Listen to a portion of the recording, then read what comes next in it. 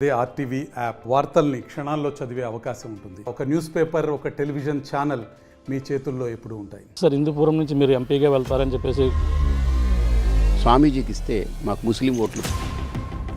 హిందూపురాన్ని ఎందుకు ఎంచుకోవడం జరిగిందంట? ఎక్కడ పుట్టినా మనం చేయాలనుకుంటే ప్రజల మద్దతు ఉంటే ఎక్కడికైనా చేయొచ్చు. జగన్మోహన్ రెడ్డి ప్రభుత్వం గద్దె దించడం కోసం వీళ్ళు కుటుంబం ఫ్యామిలీ ప్యాకేజ్ మొత్తం.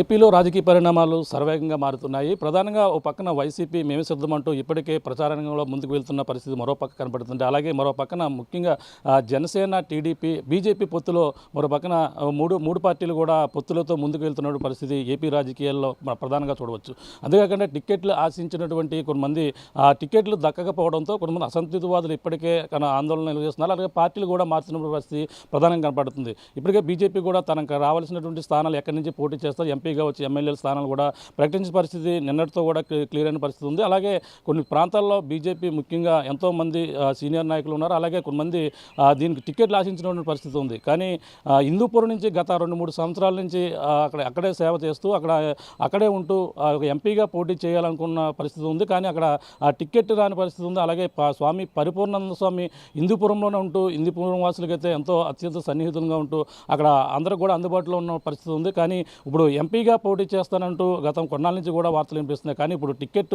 బీజేపీ నుంచి రాలేదు. కానీ స్వామి పరిపూర్ణ స్వామి ఎటువంటి నిర్ణయం తీసుకుంటారు, అతను ఏ విధంగా ముందుకెళ్తారు, మరిన్ని విషయాలు అయితే తెలుసుకునేందుకు స్వామి పరిపూర్ణ స్వామి గారిన మరిన్ని విషయాలు వేద్దాం.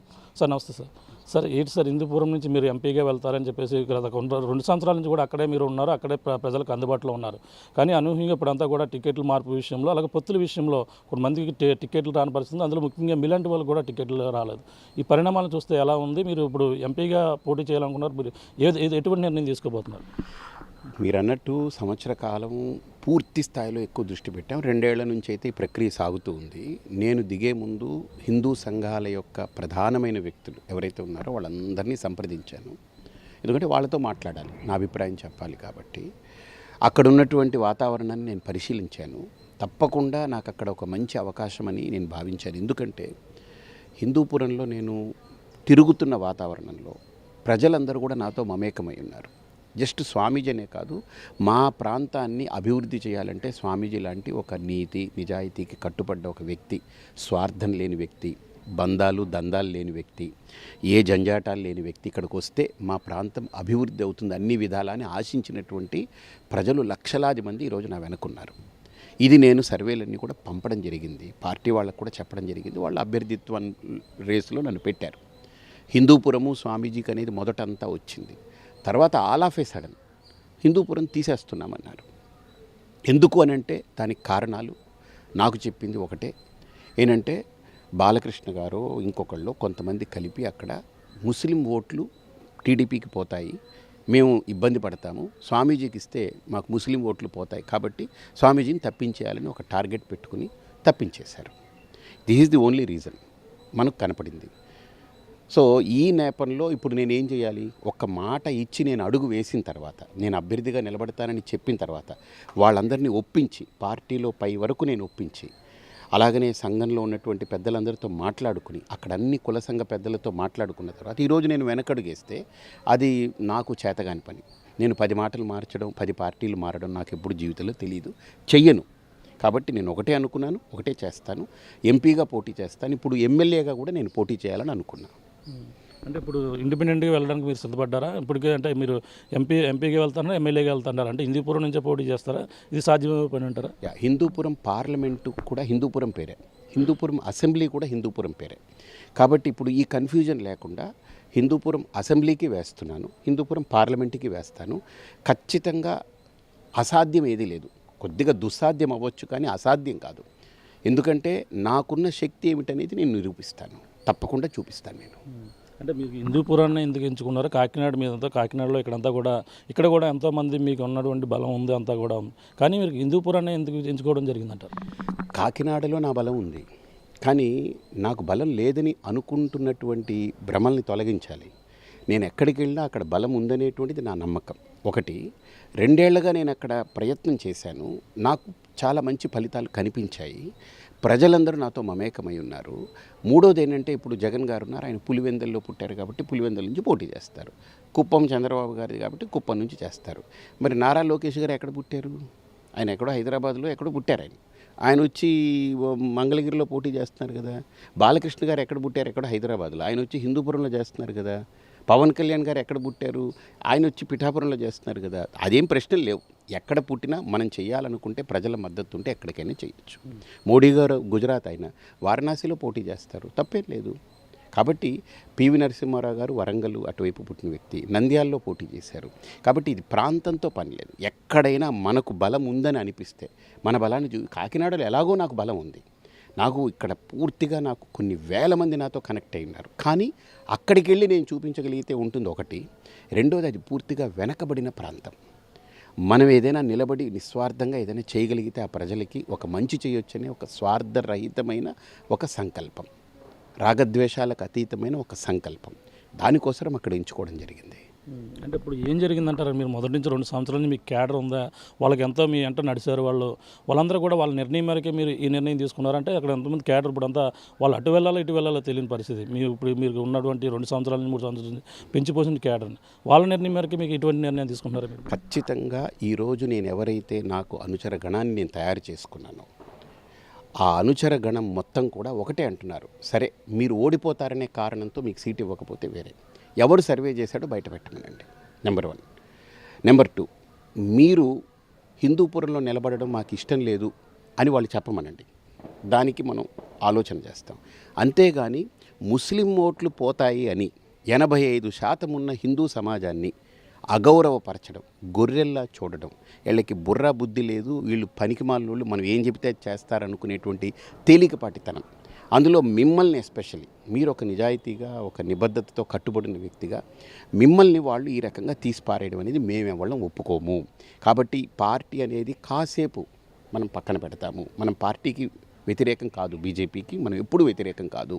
కానీ పార్టీ మరి ఏ కారణాల చేత, ఏ ఒత్తిళ్ల చేత ఇలా తీసుకుందో నిర్ణయం మనకైతే తెలియట్లేదు. ఎందుకంటే మధ్యాహ్నం పార్టీలోకి వచ్చారు వైకాపా నుంచి, సాయంత్రం కండువా కప్పిచ్చేశారు. అసలు ఆయన గెలుస్తాడా తెలీదు, గెలవడా తెలీదు, ఆయన బ్యాక్గ్రౌండ్ చెక్ ఏమిటో తెలీదు, ఇచ్చేశారు. వైకాపాలో ఆయన గెలవడనేటువంటిది వాళ్ళు తేల్చి చెప్పి మీకు ఇవ్వమన్నారు సీటు. ఆయన తీసుకొచ్చి ఇక్కడ తిరుపతిలో ఎంపీగా పెట్టారు. తప్పు కాదు, అది పార్టీ నిర్ణయం, అది ఏదైనా కావచ్చు. ఇలాగా ఇప్పుడు ప్రతి చోట ఆలోచిస్తే ఇప్పుడు అనకాపల్లి ఉంది, ఆయన తీసుకొచ్చి తక్కువ దింపారు, ఆయన కడప ఆయన. సో ఏం గెలుస్తారా గెలవరా ఇవన్నీ అనవసరం వాళ్ళు. మరి ఏ ప్రాతిపదికన ఈ సీట్లు కేటాయించారనేటువంటిది నన్నైతే ఎప్పుడు పిలిచి మాట్లాడలేదు. నేను అక్కడ అభ్యర్థిగా నిలబడతాను, నేను పని చేసుకుంటానంటే వెళ్ళండి, మీరు ఆనందంగా వెళ్ళండి. ఏది పొత్తులు గిత్తులు మాట లేని రోజున నేను వెళతానంటే వెళ్ళండి అని చెప్పిన పార్టీ నాయకత్వం కానీ అధినాయకత్వం కానీ ఇంకోళ్ళు కానీ ఈరోజు అసలు ఇవ్వలేని సందర్భంలో నన్ను పిలిచి అడగాలి, ఎందుకు ఇవ్వలేకపోతున్నాం, ఇది కారణం అని చెప్పుంటే వేరేగా ఉండేది. అసలు అకారణంగా నిష్కారణంగా ఇలా గిల్లి పాడేసినట్టు పక్కన పెడితే నాకు మనస్సాక్షి ఒకటి ఉంటుంది, నాకు అన్నం తింటున్నాను, నాకు కొద్దిగా బాడీలో కొద్దిగా స్పర్శ ఉంటుంది కదా. సో డెఫినెట్లీ నన్ను అది ఇబ్బంది పెట్టిన అంశం. ఎందుకనంటే పిలిచి చెప్పుంటే నేను నా వాళ్ళకి అప్పచెప్పుండేవాడిని, నచ్చ చెప్పుకునేవాడిని. ఇది జరగకపోగా ముస్లిం ఓట్ల వల్ల పోతుందనేటువంటి వీళ్ళ వాదనని మేము ససేమిరా ఒప్పుకోము. 100% అక్కడ హిందూ సమాజం మేలుకుంది. హిందువుల యొక్క బలాన్ని, హిందువుల యొక్క శక్తిని మేము చూపిస్తాం. ఇప్పుడు అంటే ప్రధానంగా ఇప్పుడు స్వామి పరిపూర్ణానంద స్వామి ఈ విధంగా ఎంపీగా రాజకీయాల్లోకి రాకూడదని వెనకాల ఏమైనా జరిగి ఉండవచ్చు అంటారా? అంటే పార్టీలు ఏదన్నా ఉందంటారు వెనకాల? ఖచ్చితంగా నాకు తెలిసి ఈ పొత్తులో భాగం, అసలు ప్రధానంగా పొత్తు అనేటువంటిది, నేను స్వామీజీని కదా, మంచి చెడు కోసం అందరూ నా దగ్గరకు వస్తారు. వైకాపా వాళ్ళు వస్తారు, కాంగ్రెస్ వాళ్ళు వస్తారు, టీడీపీ వాళ్ళు వస్తారు. ఇంక పాపం ఎవరైనా రారంటే బీజేపీ వాళ్ళే రారు, కానీ నా దగ్గరికి మంచి చెడు అడగడానికి మిగతా అన్ని పార్టీలు వస్తారు. అన్ని పార్టీల వాళ్ళు వచ్చినప్పుడు నేను గతంలో ఒక మాట చెప్పాను 2 ఏళ్ల క్రితం. టీడీపీ 2016లో 17లో బీజేపీతో తెగదెంపులు చేసుకుని పొరపాటు చేశారు. ఇప్పుడు మళ్ళీ రెండో పొరపాటు చేస్తున్నారు. ఏంటంటే పొత్తులోకి వెళ్ళి రెండో పొరపాటు చేస్తున్నారు. అంటే ఏంటండి అని అడిగారు ఒక ఆయన, పెద్ద వ్యక్తి, దాని తరపున టీడీపీ తరపున వ్యక్తి. ఇప్పుడు పొత్తు పెట్టుకుంటే మునిగిపోతారు మీరు, పొత్తు పెట్టుకుంటే దెబ్బతింటారు మీరు అని చెప్పాను నేను. సో నేనంత స్పష్టంగా అంటే వాళ్ళ మంచి ఎవరికైనా మంచి కోరుతాను, కానీ నేను దిగినప్పుడు నా గేమ్ నేను ఆడాల్సిందే. సో ఇలాగా ఈ నేపథ్యంలో ఈరోజు పద్ధతి పరిస్థితి చూస్తుంటే ఖచ్చితంగా ఈ పొత్తు అనేది ఎక్కడ కూడా సఫలీకృతం కావట్లేదు. అర్థమైందా? అది పొత్తు అనేటువంటిది ఏంటి, ఒక భార్యాభర్త ఎంత పవిత్రంగా ఒకళ్ళ మీద ఒకళ్ళకి నమ్మకం ఉండి కదలాలో అంత నమ్మకం, అంత నిజాయితీ ఈ పొత్తులో ఎక్కడ నాకు కనపడట్లేదు. అర్థమైంది కదా? అలాంటి దీంట్లో ఈరోజు భారతీయ జనతా పార్టీయే కావచ్చు, టీడీపీ క్యాడరే కావచ్చు, జనసేన క్యాడరే కావచ్చు, అందరూ తల గోక్కుంటున్నారు, బద్దలు కొట్టుకుంటున్నారు. ఏంటిది ఇన్ని 5 ఏళ్ళు మేము మోసి పార్టీని ఈరోజు మా పరిస్థితి ఏంటి, మా బతుకులు రోడ్డు మీద వచ్చేసాయి. పోనీ బీజేపీని మేము అందరం గౌరవిస్తాం, కానీ ఈరోజు దానివల్ల మా సీట్లు పోయాయని అందరూ ఏడుస్తున్నారు. క్యాడర్ కూడా గందరగోళంలో ఉంది, జనసేన క్యాడర్ కూడా అలానే గందరగోళంలో ఉంది. బీజేపీ వాళ్ళైతే మరీ ఇప్పుడు 5-6 ఎంపీ సీట్లు 10 ఎమ్మెల్యే సీట్లు తీసుకుంటే మిగతా అన్ని ప్రాంతాల్లో వాళ్ళు పాపం ఖర్చు పెట్టుకుని కాళ్ళు ఎరిగిపోయి చెప్పులు ఎరిగి మళ్ళీ మనకు పార్టీ సీట్ ఇస్తుంది, మనం ఏదో నిలబెట్టుకుంటామనే తపనతో ఉన్న వాళ్ళందరూ రోడ్డు ఎక్కారు. కానీ వాళ్ళందరూ పాపం ఏం చేయాలో తెలియని పరిస్థితిలో ఉన్నారు, అగమ్యగోచరంగా. కానీ నేనైతే అలా ఉండలేను. నేను ఒక మాట ఇచ్చాను అంటే సమాజానికి నా సందేశము, నేను ఇంతవరకు మాట్లాడిన చేతలతో చేసిన ఏదైనా చేసి చూపించిన వాడిని నేను. అంతేగాని ఒట్టి మాటలు మాట్లాడేసి ప్రవచనాలు ఇచ్చేసి వెళ్ళిపోయే రకం కాను. ఇది అని పట్టుకుంటే ఫలితం ఎలాగైనా ఉండనివ్వండి, దట్స్ ఎ డిఫరెంట్ థింగ్. ఖచ్చితంగా నాకు తెలిసి మంచిదే ఉంటుంది. ప్రజలు నా వెనకాల ఉంటారని నేను నమ్ముతున్నాను, ధర్మం నా వెనకుందని నమ్ముతున్నాను. నేను దేశం కోసం, ధర్మం కోసం అడుగు పెట్టాను. ఖచ్చితంగా ఇది మంచి జరుగుతుందని నేను భావిస్తున్నాను. అంటే ముందు టికెట్ ప్రకటించే ముందు మీతో సంప్రదించలేదు అంటున్నారు. నిన్న కూడా మీ పార్టీ పెద్దలను కూడా కలిసినట్టుగా తెలుస్తుంది. వాళ్ళ నుండి ఎటువంటి మీకు సమాచారం అని, ఎటువంటి హామీ అని వచ్చింది? ఇప్పుడు పార్టీ టికెట్లు ఇచ్చేటప్పుడు కనీసం ఇప్పుడు పరిపూర్ణానంద స్వామి అంటే ఒక గడ్డి పరక కాదు కదండి, హీ హ్యాస్ ఈ స్టాండ్ కదా. ఈరోజు పార్టీలో ప్రెసిడెంట్లు మారచ్చు, సెక్రటరీలు మారచ్చు, అందరూ మారుతూ ఉండొచ్చు, కానీ పరిపూర్ణానందగా ఈ రాష్ట్రంలో ఆ ప్రజల గుండెలు ఎప్పుడు ఉండిపోయే వ్యక్తిని కదా. కనీసం నన్ను పిలిచి ఈ కారణాల చేత రావట్లేదనేది ఎక్కడా నాతో మాట్లాడలేదు. Okay, number 1. పోనీ అది పక్కన పెడదాం, అది వాళ్ళ ఒత్తిళ్ళు, వాళ్ళ కారణాలు, వాళ్ళకున్న సమయాభావం అనుకోవచ్చు. ఈరోజు పార్టీ నాకు ఇవ్వకపోగా అమ్మ పెట్టదు అడుక్కోనివ్వదు అనేటువంటి సామెతలాగా ఇప్పుడు నేను ఇండిపెండెంట్గా వేస్తానన్నాను. ఇప్పుడు వాళ్ళందరూ ఆలోచనలో పడ్డారు, అరే ఇదేంటని. ఎందుకంటే హిందూ సమాజం ఈరోజు కళ్ళు తెరిచింది, ఈయనకే ఈరోజు దిక్కులేదు పరిస్థితి అని అంటే రేపు మనందరి పరిస్థితి ఏమిటనేటువంటి భ్రమలోకి వెళ్ళిపోయారు వాళ్ళందరూ. ఒక రకమైన బెంగలోకి వెళ్ళారు. ఇప్పుడు ఆ సమాజానికి నేను నిలబడాలి, అందుకే నేను ఇండిపెండెంట్గా వేస్తున్నానని చెప్పాను. హిందూపురం అసెంబ్లీలో కానీ హిందూపురం పార్లమెంట్లో కానీ 2 నేను వేస్తానని చెప్పాను. ఎందుకంటే హిందూపురం అసెంబ్లీ ఈరోజు నాకు కార్యకర్తల సమావేశం ఉంది, ఒక 2 రోజుల్లో ఏర్పాటు చేస్తున్నాము. బూత్కి 20 మంది చొప్పున స్వచ్ఛందంగా కుర్రాళ్ళు, ఆడవాళ్ళు, మహిళలు పెద్ద ఎత్తున తరలిస్తున్నారు. 20 మంది మేము పూర్తిగా సేవ చేస్తాం, మీకు ఇంటింటికి తిరుగుతామని. అంటే ఉన్నటువంటి 250 బూతులకు గాను 20 మంది చొప్పున ఊహించుకోండి, 5,000 మంది కార్యకర్తలు తయారయ్యారంటే ఏ పార్టీకి లేని పటిష్టమైనటువంటి కార్యకర్తల నిర్మాణం జరిగింది ఈ ఒక్క కారణంతో. ఇదొక్కటి ఆలోచన చేయండి. 5,000 మంది మనిషి ఒక 20 మందిని కనుక టార్గెట్ చేసి ఈ 40 రోజులు సేవ చేస్తే, కృషి చేస్తే, ధర్మం కోసం ఓటేయిస్తే భారీ మెజారిటీతో అసెంబ్లీలో గెలుస్తాను నేను. మీరు చూడండి కావాలి, నేనేం ఊరికినే గ్రౌండ్ రియాలిటీ తెలియకుండా, ప్రాక్టికల్ నాలెడ్జ్ లేకుండా నేను మాట్లాడలేదు. నేను మనస్సుకి అంటే ఎమోషన్స్కి ఎంత అవకాశం ఇస్తానో లాజిక్కి, బ్రెయిన్కి అంతకంటే ఎక్కువ ప్రయారిటీ ఇస్తాను.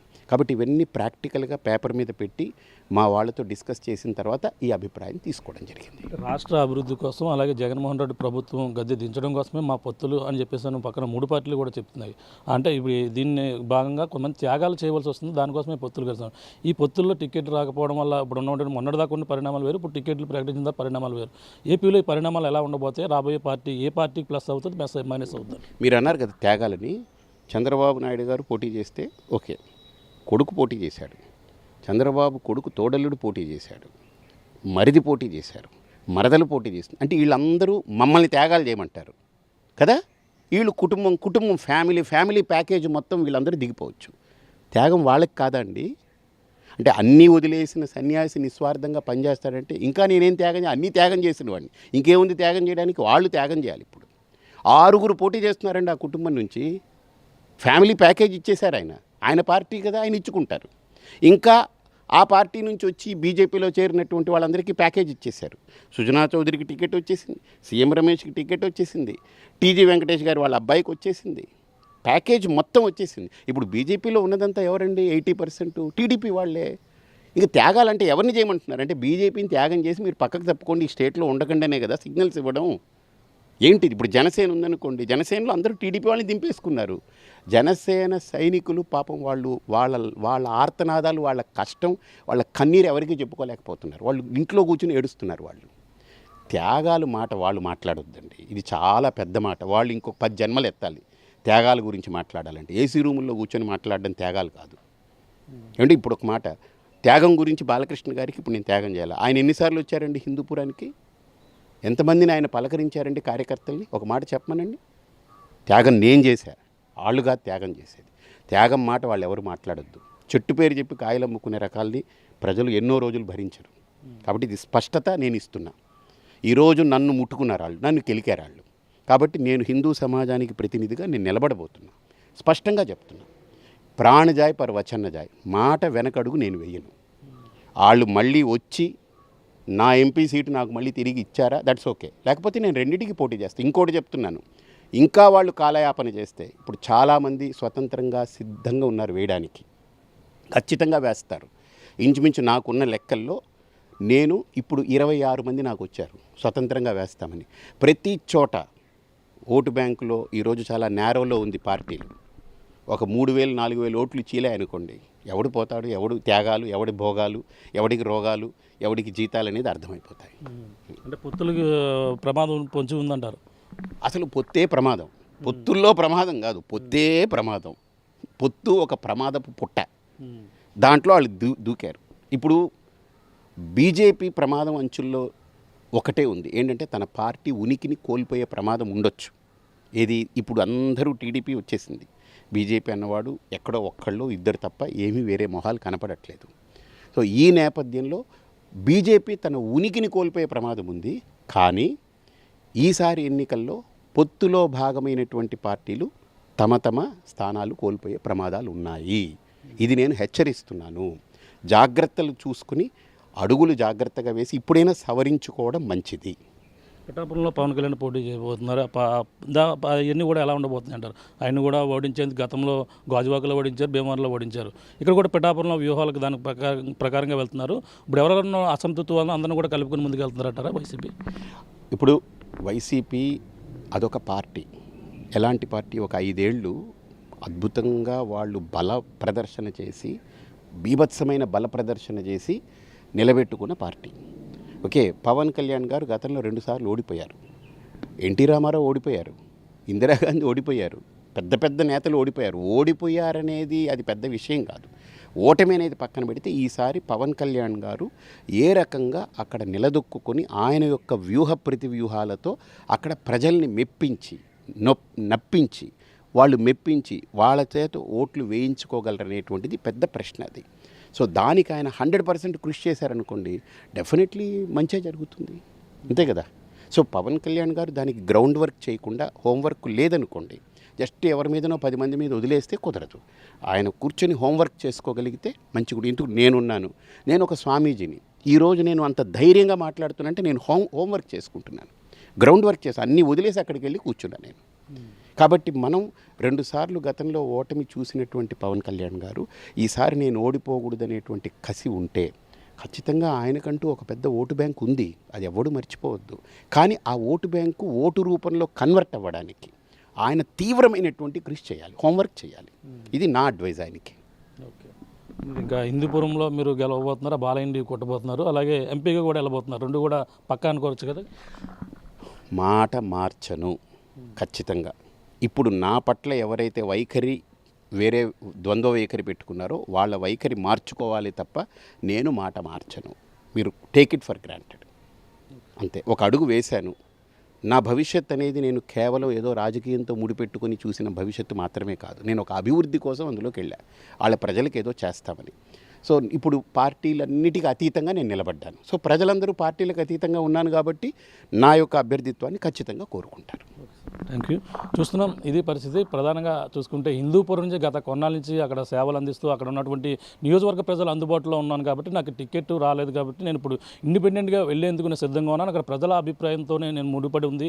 వాళ్ళందరూ కూడా వాళ్ళ మనోభావాలు దెబ్బతినగానే నా కోసం ఉన్నారు కాబట్టి వాళ్ళు తీసుకున్న నిర్ణయం మేరకే నేను ఇండిపెండెంట్గా ఎమ్మెల్యే అభ్యర్థి హిందూపురం నుంచి ఎమ్మెల్యే అభ్యర్థిగా నుంచి అలాగే ఎంపీగా వెళ్తాను, వెళ్ళి తీరుతాను. పొత్తులన్నీ కూడా ప్రమాదంలో ఉన్నటువంటి పొత్తులు ఉన్నదని చెప్పేసి అన్నారు. ఏపీ వ్యాప్తంగా ఇప్పుడున్నటువంటి నిరసనలో అసంతృప్తివాదులు కూడా ఏకమయ్యి అందరూ కూడా ఇండిపెండెంట్ అభ్యర్థులుగా కొన్ని రోజుల్లో బయటకు వచ్చే అవకాశాలు క్లియర్ కట్గా కనపడుతున్నాయని ప్రధానంగా చెప్పుకొస్తున్న పరిస్థితి. ఏదేమైనా హిందూపురంలో నేను ఎంపీ ఎమ్మెల్యేగా పోటీ చేసి తీరుతాను, పోటీ చేసి అక్కడ గెలిచి తీరుతానంటూ మన స్వామి పరిపూర్ణ స్వామి చెప్తున్న పరిస్థితి ప్రధానంగా ఉందని చెప్పాలి. ఇది కూడా ఉన్న తాజా పరిస్థితి. కెమెరా రాముతో ప్రకాష్, RTV, హిందూపురం నుంచి. మరిన్ని వీడియోస్ కోసం ఛానల్ ని సబ్స్క్రైబ్ చేయండి. లేటెస్ట్ అప్డేట్స్ కోసం వాట్సాప్ ఛానల్ ని ఫాలో చేయండి. అండ్ లింక్ డిస్క్రిప్షన్ లో ఉంది.